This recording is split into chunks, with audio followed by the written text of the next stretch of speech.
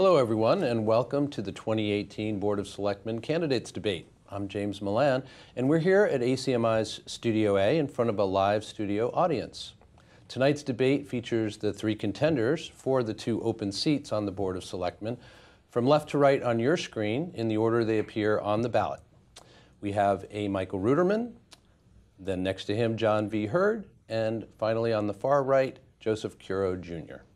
Those are their names as they appear on the ballot. The format for the debate is as follows. Each candidate will present a 1-minute opening statement, followed by 3 short rounds of questions.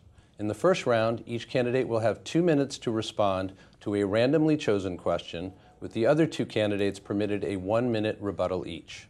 Following that, we will have a kind of lightning round in which all 3 candidates will have 1 minute each to answer a pair of questions that I ask. And in the final round, each candidate will have the chance to pose a question to an opponent of his choosing, who will have 2 minutes to respond, and the remaining candidate will then have 1 minute for rebuttal. The candidates will then deliver 1-minute closing statements, and that will wrap things up. So without further ado, we're going to go right into opening statements, and the chosen at random by coin toss before we went on air, the order will be John Hurd, followed by Michael Ruderman, and then Joe Curo. So, Mr. Hurd? Good evening. Thank you, James, and I want to thank ACMi for hosting this debate. My name is John Hurd. I am running for a seat on the Board of Selectmen. I'm a lifelong Arlington resident. I grew up in East Arlington. I now live in Arlington Heights on Hillside Ave with my wife, Christine, also a lifelong Arlington resident, and our 2 boys, Wesley, who's 4, and Dylan, who's 3 years old. I'm running because my wife and I have settled in town. We grew up here. We were able to enjoy all the amenities that Arlington provided us when we were children, and we now are going to be here for a long time, and we're going to raise our children in Arlington. So for me, getting involved is essential to make sure that the town continues on the progress that it's been on for the past decade, and to make sure that the schools and all the amenities that the town provides continue for me, my family, my boys, and generations going forward. Thank you very much. Mr. Ruderman. Thank you, James. Good evening. My name is Mike Ruderman, and my campaign theme is Arlington for Everyone. I'm running to ensure that Arlington is a place where everyone can have their concerns heard and where decision-making is transparent and inclusive. We need to prioritize the needs of residents whose daily lives are impacted by what we do in Town Hall and in the Selectmen's hearing room. We want Arlington to be the town we cherish and feel welcomed in. Babies, kids, families, adults, empty nesters, seniors, everyone. We need to move beyond personalities and cliques and towards a more old-fashioned sense of good government. Access to decision makers, efficient management, responsible budgeting, social equality, and public service. That's what I promise.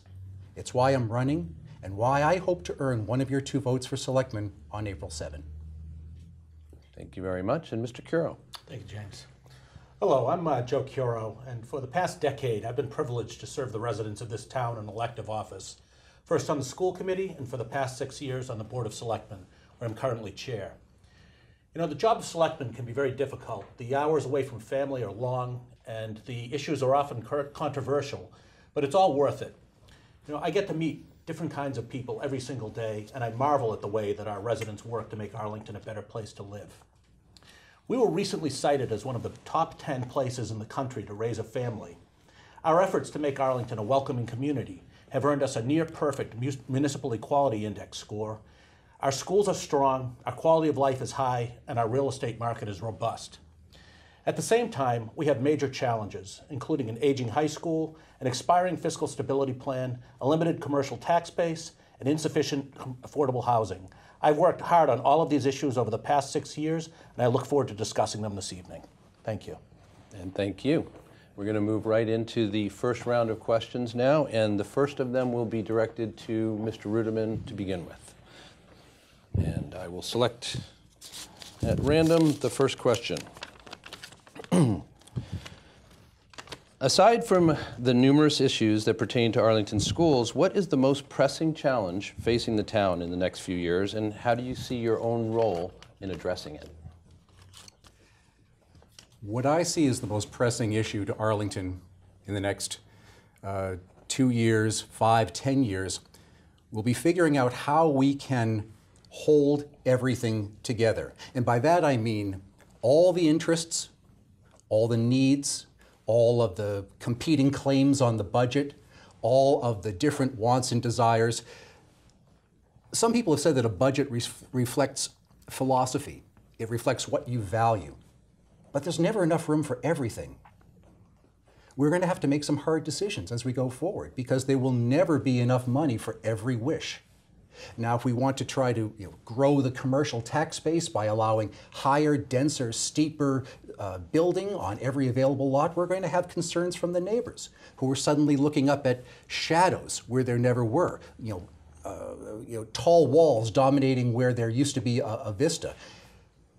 If we continue to push the answer of greater development as increasing the tax base as one way to get out of our budget problems, we're going to have issues over parking, access to transportation. It's happening already in Arlington Center where I live, that the very laudable scheme to turn over parking in the center by having metered spaces is now pushing the day-long parkers further out. And the businesses that are just that one ring outside of the center now don't have space for their employees or their customers.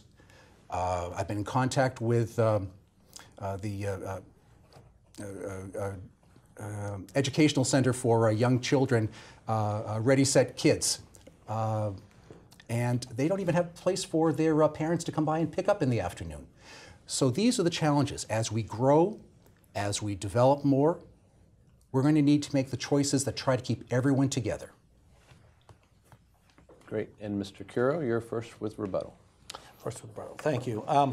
Well, I would say overall, I would agree that keeping us together as far as our fiscal stability plan, and I know you said other than the schools, but really our fiscal stability plan is about the entire town. It's about the schools, it's about community safety, it's about public works, it's about our social safety net and our health and human services.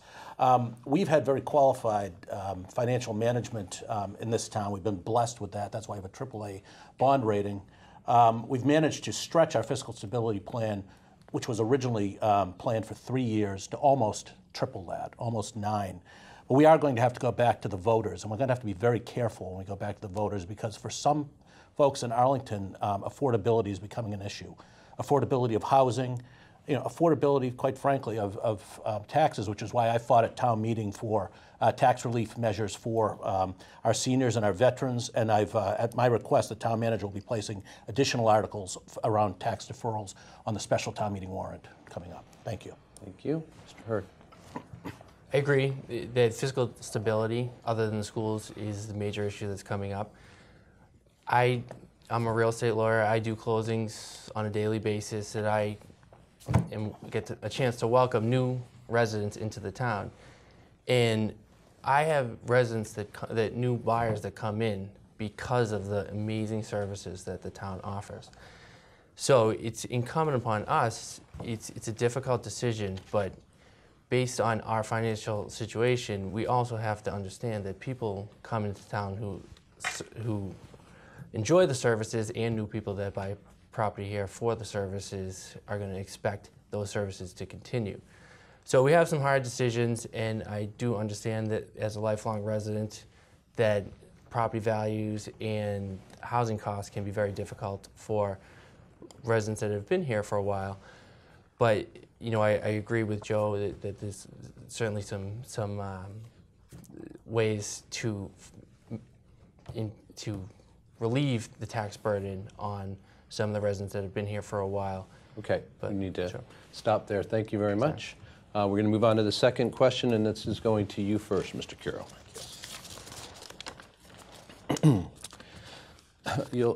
This will be familiar from your answers.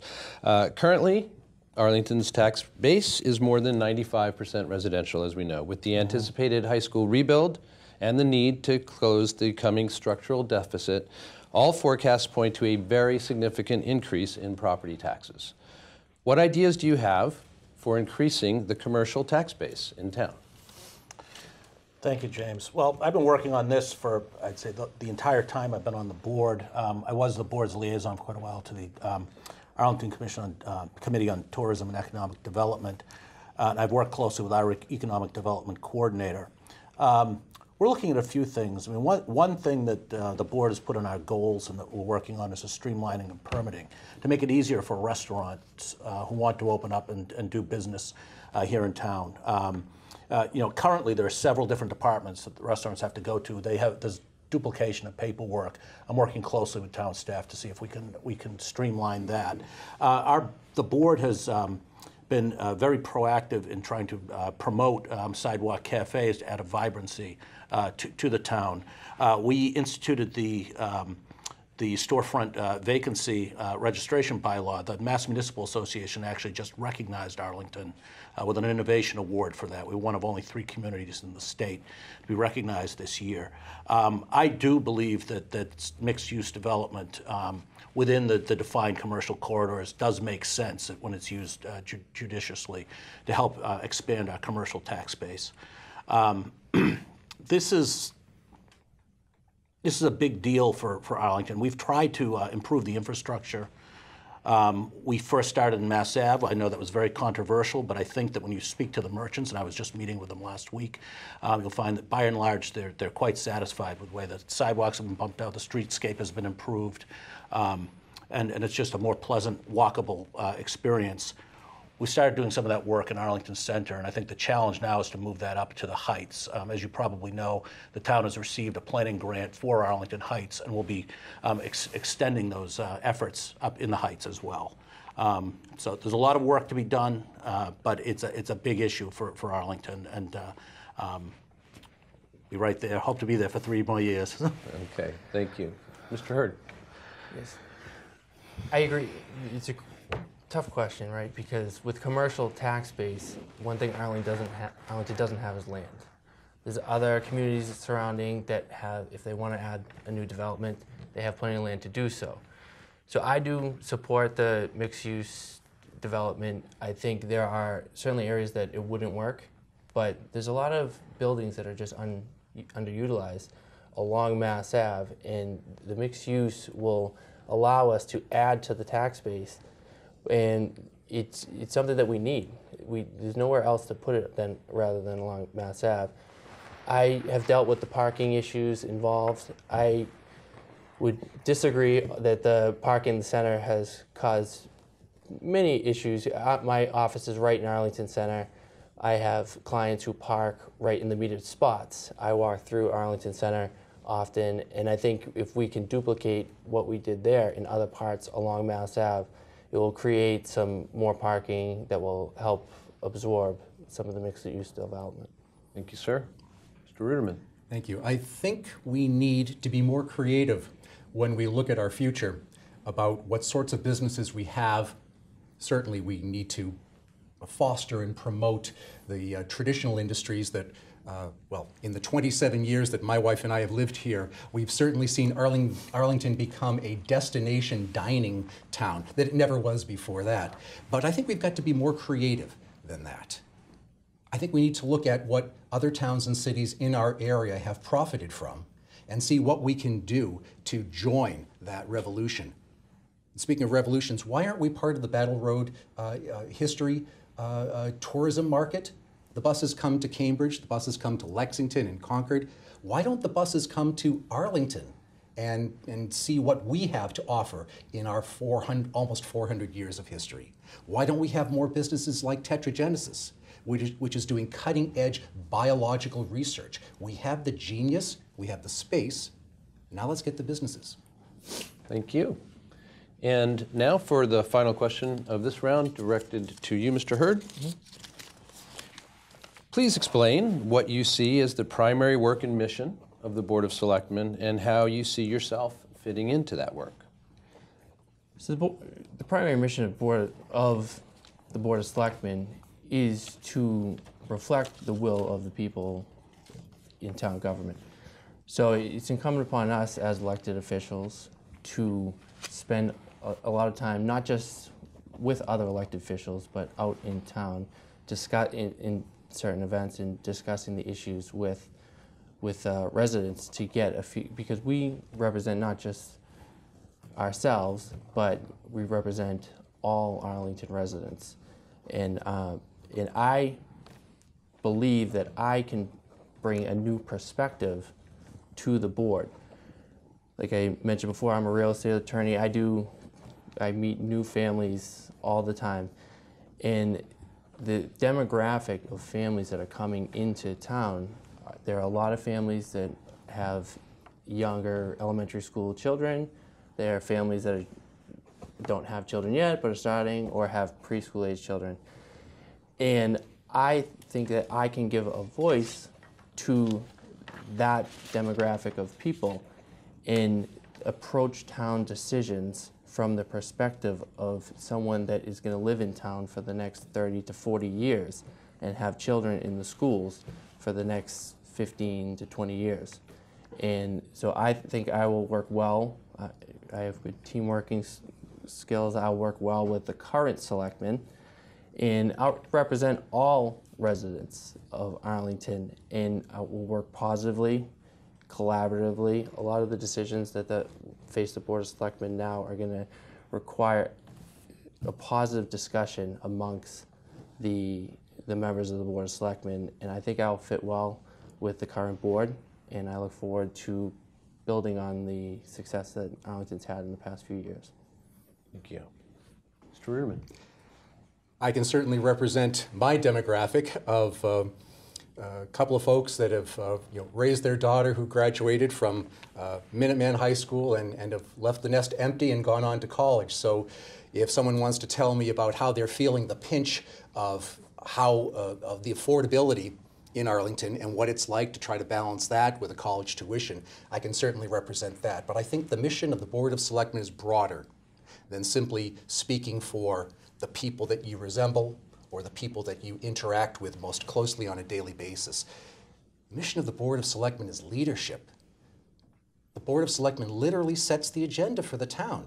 I mean literally in the words and articles in the town warrant, in deciding what is important, what is to be done by hiring the good people that run our town departments through the town manager, approving those hires. It's leadership. It's more than simply being a mirror for one neighborhood, one demographic. It's leadership. Thank you. Mr. Curo. Strictly speaking, I mean, we have really three statutory responsibilities. One is the oversight of the town manager, another is regulatory, the third is policy making. I would say the most important in a town manager form of government such as ours really is choosing, retaining, working closely with a strong, qualified town manager. The second is regulatory. That's licensing. There's licensing of restaurants. There's licensing, liquor licensing, and regulatory around our role as parking traffic commissioners in town.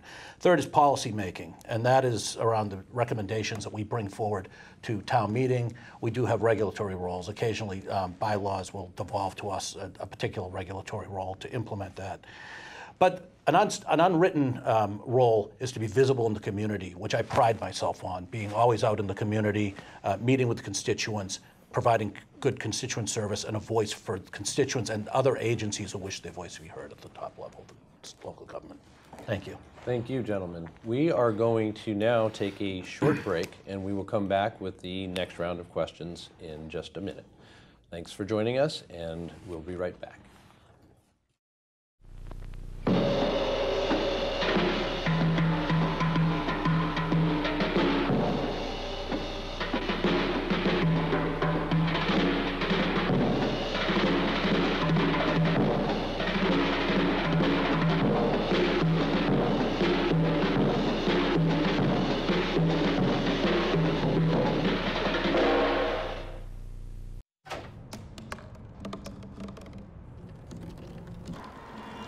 Everybody has a dream.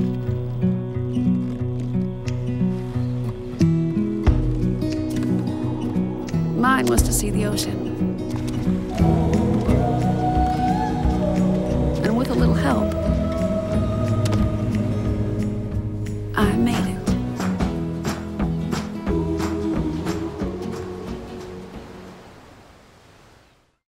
Welcome back. We are going into our second round of questions, which I'll just remind you is I will ask the question and each of the candidates will have just 1 minute to respond.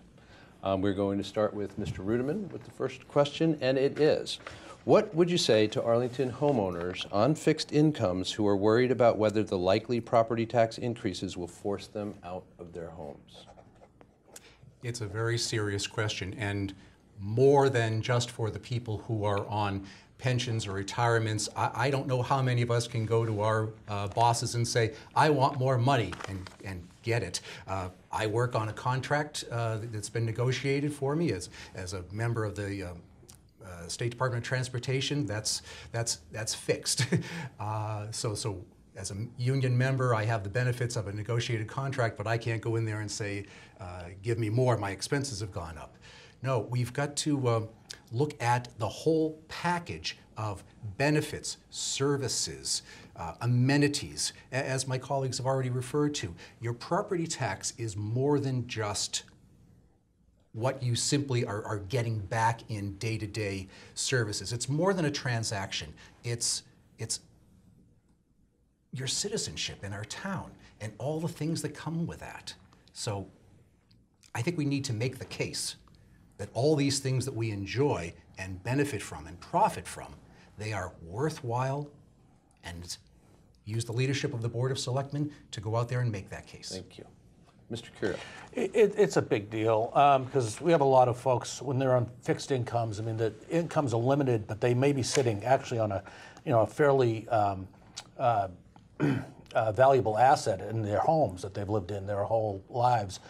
We have to make it possible for them to tap into that value without feeling that they have to be uprooted from there. That's why I mentioned, I think in the answer to one of the previous questions, that there was an article this past weekend in the Boston Globe talking about tax deferral programs for seniors and how they're really underutilized in a lot of communities and not very well known. Arlington has one.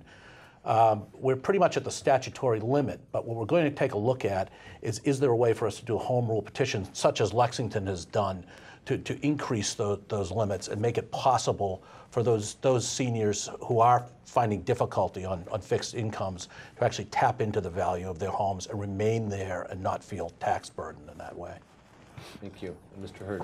Sure, it's a difficult question, and for seniors and people that have been here for a long time, the problem is just the financial structure that we've talked about, is that with the limited availability for growth in town, it's not a situation where Arlington's overspending this. They're not overspending on the services. You actually get a lot of bang for your buck for the services that Arlington provides based on the costs compared to surrounding communities. And it's one of the problems with, not problems, but one of the strictures of Proposition 2.5 is that we're just limited to the 2.5 growth. And to continue with just current services, periodic overrides are necessary.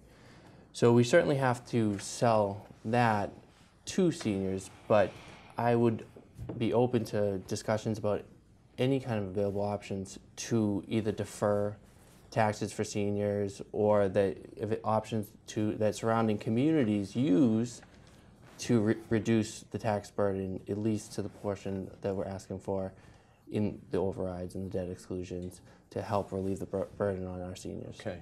Thank you very much. You all will be relieved to know that after discussing all these challenging issues, we're going to close with a question, which is what, and this is directed to you first, Mr. Curo, what is a development or initiative in town that is either currently underway or recently completed that you're particularly excited about? I don't even have to think about that. I'm very excited about the cultural district. I traveled this summer out to North Adams, and I testified in front of the Massachusetts Cultural Council to win approval for the cultural district. And we got a larger one than most communities are approved for. We stretch all the way from Arlington Center to Capitol Square. We're bracketed by the Robbins Library and the Fox Library. We've had a burgeoning public art scene here in town. We've had a number of new street festivals that we've tried to work with to encourage. We have 2 independent theaters. I mean, Most towns would kill for one independent theater. We've got 2 independent theaters. We encompass that. I'll be traveling out to the DCU Center actually this Saturday. I'll be speaking to the Mass Cultural Council Institute, to folks from all around the state to try to share Arlington's story with them and the success we've had here. It's very exciting. Yes, Thank you. sir. Mr. Hurd. As a business owner in Arlington Center, I think the next project, I've been very much in awe of the success of the Mass Ave project and the redevelopment of that portion up to Avon Place. It just stops right around where my office is. And I'm looking forward to the new redevelopment of the Arlington Center. In the past few years, since I've had my office there, I've already seen growth in the businesses that, we went through a period where there's a whole lot of empty storefronts in Arlington Center, and there still is a few, but compared to where it was a few years ago, it seems to be revitalizing. But there's a lot to be done in Arlington Center. Certainly the sidewalks. I walk up and down the brick sidewalks every day. There's a lot of elderly right close to where my office is, and I hear a lot of words you wouldn't generally expect to come from the elderly as they walk down on the brick. But it's atrocious, and that is something that I've talked about many times, and I was part of a committee that dealt with that. I'm sorry, I'm going to have to cut you off there. Yep. Mr. Ruderman.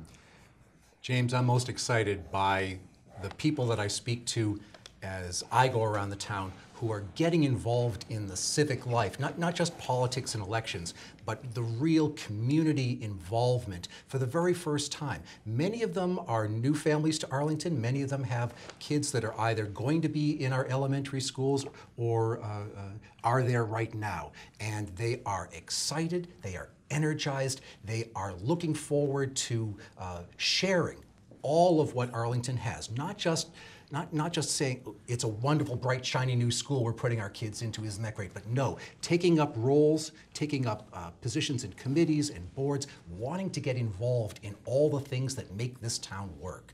Our volunteers are truly the hidden strength of our town, and I'm most excited by the number of new people that have approached me in my campaign saying, I want to do something. Tell me how to get involved, not just in the election, but afterwards. That's what makes me excited. All right, we're feeling the adrenaline as we go into the third and final round of questions in which we invite the candidates to ask, and again, you can choose whichever of the other 2 candidates you wish to direct a question, and then the remaining candidate will have a chance to rebut as well. So we'll begin with you, Mr. Hurd. My question is for Mr. Ruderman. As Joe mentioned, Arlington recently received the designation of the Arlington Cultural District, which I was pleased to see both in the center and in East Arlington. Growing up in East Arlington, there was a lot of turnover. So I'm glad to see investment in East Arlington. One of the centers of East Arlington and the lifeblood of the business district is the Fox Library. Mr. Ruderman, I've been, based on discussions with people on the Friends of Fox Library board, it's my understanding that in the early 2000s, you did not support the Fox Library remaining open as a library in Arlington. Since then, the Fox Library has been an example of unbelievable volunteerism. The community around it has come together, solicited donations to keep the library open, and it's now an integral part of the East Arlington district. So based on that, if that's true, do you regret taking that position, and do you believe that the Fox Library is now an integral part of the East Arlington landscape? The Fox Library is an essential benefit to not just East Arlington, but to all of the patrons that it serves. It was 2000. That was a couple of real estate crashes ago. And I was asking people, look at everything in the budget. We have a library system that we can't get into back in 2000 because the hours are being cut back. Our library was at risk of losing its accreditation in the state for cutting back on the budget that it had available to it to purchase books and materials. A library that doesn't buy new books not only isn't a library anymore, it's just a storehouse.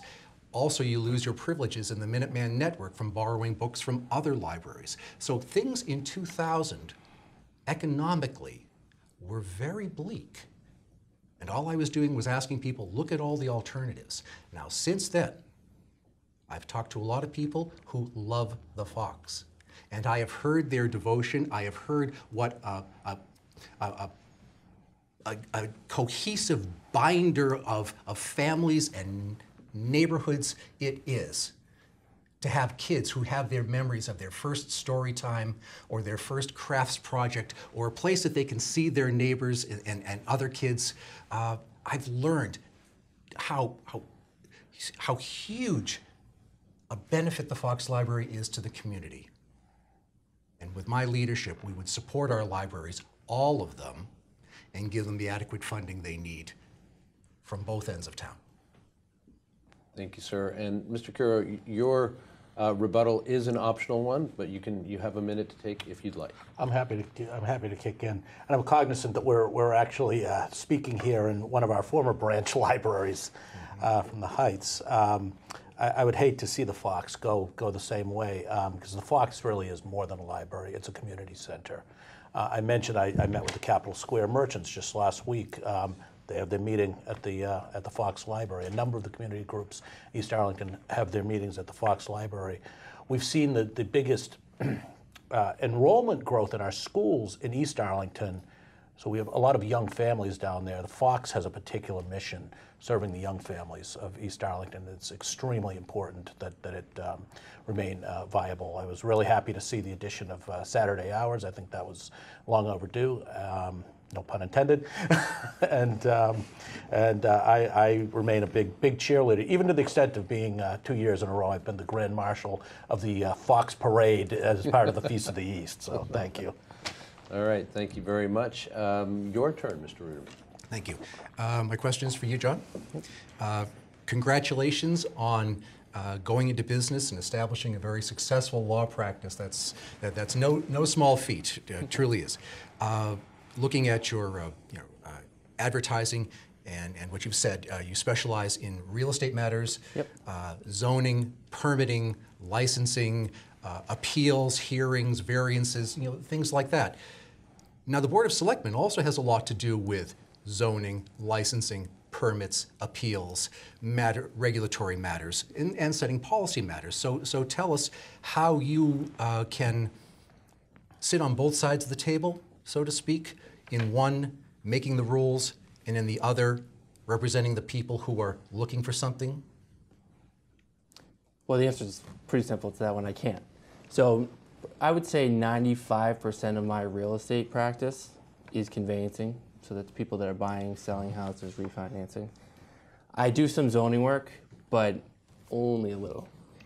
So I actually haven't been in front of the ZBA in Arlington. I do some work. I have clients in Boston, in Somerville, in those areas.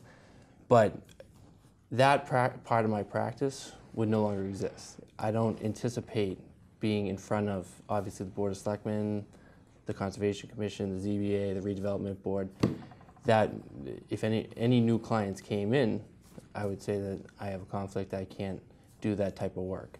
And to be honest, it wouldn't put too much of a dent on my current business, because like I said, most of the business that I do is real estate conveyancing. Our attorney-client relationship for real estate conveyancing lasts until they buy the house, and then the relationship ends. So it won't create a significant conflict for potential clients that would go before the Board of Selectmen. I have probably one client that I would consider a long-term client that if he was in front of me, I would have to recuse myself. But since I've represented him in the past 7 years, there wouldn't have been one instance where he's been in front of the Board of Selectmen. So the quick answer is that I would take any zoning, licensing part of my practice that pertains to Arlington out. If I had a client that came in, a new client, I would say I'm no longer able to, I wouldn't be able to represent you in that transaction. So certainly if anyone was before me that I thought had a conflict of interest, I would recuse myself, but I don't anticipate any situation where that will come up. Thank you, sir. I think I'll waive the rebuttal on that. Thank you. I can imagine where you might. And in fact, you need to talk anyway, because Okay. it's your turn to wrap up the questions here. Okay, so my question is actually also for Mr. Hurd. So, John, I know that you've served, you represented the Chamber of Commerce on the Transportation Advisory Committee, and you were on the Parking Implementation Governance Committee, which worked through issues of meters and, taxi stands and handicap parking spaces and all sorts of other trade-offs. Sure. Loading zones, we had a recent situation, which I know that Mr. Ruderman's familiar with too, where there was a dispute between residents and the local business, a dance studio, which had an interest in maintaining some ability to have drop-off and pickup and such. And so we had to work through that as a board and with the economic development director. So my question is, how would you apply the lessons of Arlington Center and all of the parking trade-offs there to other commercial districts in town? And how would you mediate the types of disputes that come up between residents, businesses, and other stakeholders? Sure. So the loading zones, yeah, I was on both the TAC and the PIGC when we dealt with the parking in Arlington Center. And our main objective was to deal with the lack of parking in Arlington Center. And there was a study that said about 50% of the spots during the day were occupied by people in the business. And I actually can attest to it because I used to have paralegals that every 2 hours would run out and move their car. So the main objective for that was to create spaces for people that can use the businesses. Loading zones was always something that I was very passionate about. I actually was no longer on the board when they finally made the decision. So you can't hold me accountable, but but like I said, my office is right there. We dealt with a situation where there was, in Arlington Center at Broadway Plaza, there was both a bus layover and there was a lack of loading zone. So we had many situations where you'd walk across and a bus would be diagonally across the Broadway Plaza, and then you'd have a truck that was delivering to CVS at the time that was parked on the sidewalk. So, and then we also had on our committee was one of the gentlemen that owns the Regent, and he had a problem with the truck that actually was hitting their awning. So the loading zone is something that we had to discuss. The problem was that there was just no good place to put it. And what they ultimately came up with was based on discussions with all the merchants, and it was the lesser of all the evils, so to speak, to put the loading zone to create some space for the throughway. That is the same type of situation that we can use all over town. I think, up in the Heights where we live, there's certainly a lack of a loading zone. I see I'm out, but getting people together and just finding the best solution is how we have to address every issue, and I think that's how it was handled there and ultimately decided. Thanks very much. Mr. Ruderman, would you like to exercise your option? I'm glad you're talking about zoning and parking issues because I've been talking to people extensively about this, and every time I see someone begin to have their eyes glaze over, regulations and pages of documents, I say, wait a minute, zoning is what you see when you look out your window. It's how we decide how we're going to use the precious space that we have in town. It's all well and good to say that we're going to talk to people and work things out. Well, that's been the course so far. A more creative solution would be to say, look, if we have a lack of parking, can we get more parking? Can we get parking at Alewife and run a town shuttle that goes from Alewife to the business areas? Or a shuttle that does a loop within town, like the Lex Express bus, so that people only have to come down to Mass Ave as close as they can get to Mass Ave, and then pick up the shuttle bus that makes a loop of the business districts? Have we priced out what it would cost to build more parking? Probably a fantastically high price, but would it be worth it at Russell Common? I haven't seen that kind of leadership from this board. I would look into solutions beyond the ones that we've been looking at before. Thank you very much. And that brings us to the closing statements, which we will do in reverse order from the opening statements. So, Mr. Curo, you will begin. Thank you very much. I want to thank ACMi for hosting this debate, and I want to thank John and Michael for the invigorating discussion this evening. Thank you also to my guests, my family, and my campaign team. And most of all, I thank the voters of Arlington for placing your confidence in me over the last decade, first as a school committee member and since 2012 as a selectman. I've made two core promises which I've repeated at each election: to be honest and to work hard. And I've strived to ensure that every decision I make is taken with these values in mind. Lastly, I'd like to offer this year's version of Curo's campaign countdown. 3, 2, 1. 3, there are 3 candidates running for the Board of Selectmen. I'm running for a third 3-year term, and I'm third on the ballot. 2, you have 2 votes for selectmen. 1, I respectfully ask for one of those 2 votes on Saturday, April 7th. My name is Joe Curo, and I thank you for your consideration, and thank you all. Thank you. Mr. Ruderman. Thank you, ACMi, my colleagues, for this opportunity to talk to you about the issues. Thank you for the time that you've spent watching. I've spent the last 2 decades involved in the civic life of this town, and now I'm taking that experience and that leadership that I've demonstrated on our schools, our bylaws, our budget into this campaign. I want to earn one of your 2 votes on April 7 for me, Mike Ruderman, first name on the ballot, a vote for a government that listens to everyone and includes everyone in Arlington's future. And it starts with you. So please use that vote. Thank you for your time. Thank you for your vote for me, Mike Ruderman. And most of all, thank you for caring about Arlington's future. And we will close, so to speak, with you, Mr. Hurd.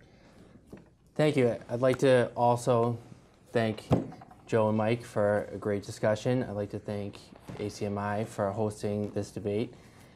And I'd like to definitely thank my wife, who's here today. Like we mentioned before, we have young children, and she's really going above and beyond by allowing me to serve. And the reason that she is allowing me to do so is that she knows that I am passionate about this town. This is where we grew up, and we have never looked for a house in any other town other than the town of Arlington. We're going to be here for a long time, and Arlington is facing some critical decisions. And I look forward to being a positive part of the conversation, to work collaboratively with the current elected officials and the selectmen, and to build on the progress that Arlington has made over the past few years. And I ask you for one of your 2 votes on Saturday, April 7th for selectmen. Thank you very much, sir, and thank you to all 3 of you. Thank you, Jim. If you'd like to learn more about the issues discussed tonight and all the issues affecting Arlington, visit acmi.tv or check your local cable listings. You'll find Arlington Public News newscasts and segments, extended interviews with local officials, and full coverage of government meetings. You'll also find profiles of both selectmen and school committee candidates in a half-hour election profile package. And remember, Arlington town elections are indeed on Saturday, April 7th. The polls will be open from 8 a.m. to 8 p.m. If you're not sure where to find your polling place, visit arlingtonma.gov and click on the elections voting page for the location finder tool. We want to thank you for joining us. We want to thank the candidates, and we appreciate everybody's time and attention. We'll see you next time. I'm James Milan. Thanks for joining us.